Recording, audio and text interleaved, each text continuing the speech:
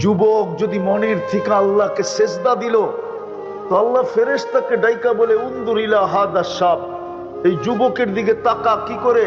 তো ফেরেশতা বলে জাআলা আজলাহু ওয়া মাজালাহু লিআজলিক, সব কিছু গুটায়া গাটায়া আপনার কুদরতি পায়ে রেখা দিয়েছে।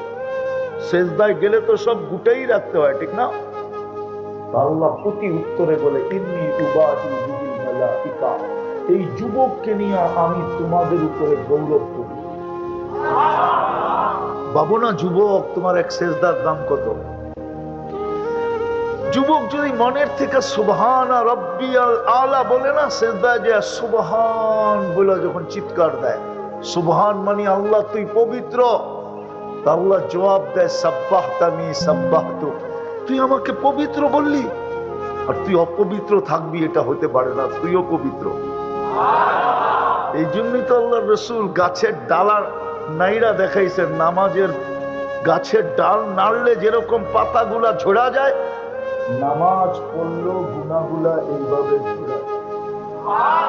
তাহলে সেজদায় যখন বলে সুবহান আল্লাহ তুমি পবিত্র, আল্লাহ বলে আমাকে পবিত্র বললি আর তুই অপবিত্র থাকবি, এটা হয় কি করে? তুইও পবিত্র। সাব্বাহতানি সাব্বাহতুক। আর যখন আলা বলে, আল্লাহ বলে আলাইতানি, তুই আমাকে মহান স্বীকারোক্তি দিলি, যাহ আলাইতুক, সৃষ্টির ভিতরে আমিও তোকে মহানত্ব দিলাম।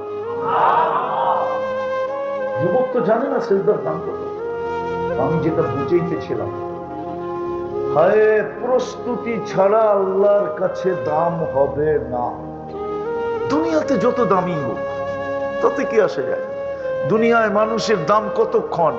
আমরা কি এই দেশে জন্ম নেই নাই? কি এই দেশে জন্ম নেন না? অতীত তো দেখলাম তেল মারতে মারতে মারতে মারতে তেলের দাম বাড়াইয়া দিল, ঠিক না? মনে হয় বোঝে টোঝে না, ফিডার টিডার খায় তো।